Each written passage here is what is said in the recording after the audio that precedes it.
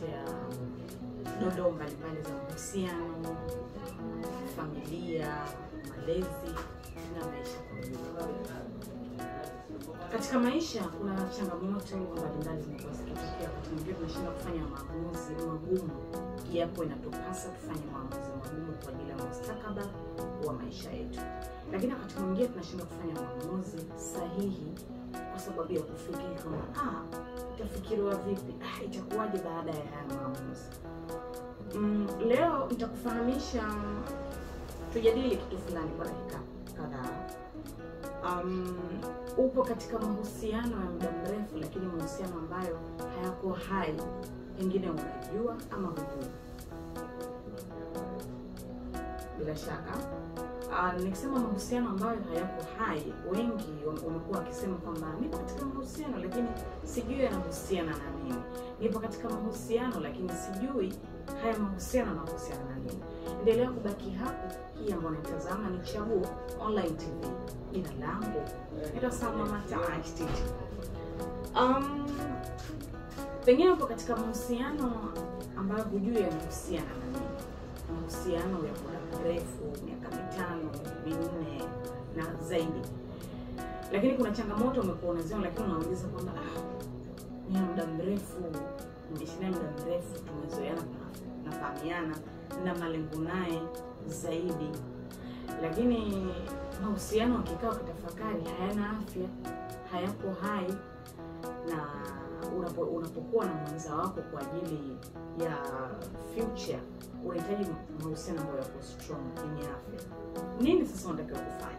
Unatakiwa kufanya vitu viwili. Aidha maamuzi magumu. Maamuzi magumu ni maamuzi yote, ila maamuzi ambayo kwa ajili ya mustakabali wako baadaye.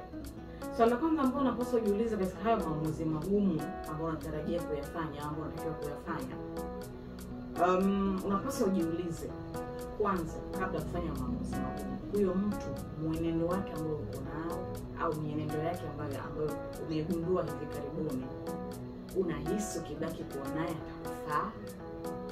Madhaifu yake mengi ambayo umegundua hivi karibuni, unaweza kuyavumilia? Yaani ukibaki naye katika mahusiano atakufaa, lakini pia unaweza kuyavumilia? Kama maswali ya msingi ambayo unapaswa kujiuliza. Endapo ukibaki naye, utaweza kuvumilia, utaweza kumhandle, utaweza kubaki naye? Ukijiuliza maswali hayo, jibu unalo. Lakini licha hivyo, hapo ndio tunapokuja kwenye maamuzi sahihi ama maamuzi magumu. Moja kati ya vitu ambavyo huwa tunafanya binadamu, tunashindwa kutofautisha kati ya kuvumilia ama kupoteza muda. Pengine kwa sababu ya hisia zako ama kwa sababu ukipenda.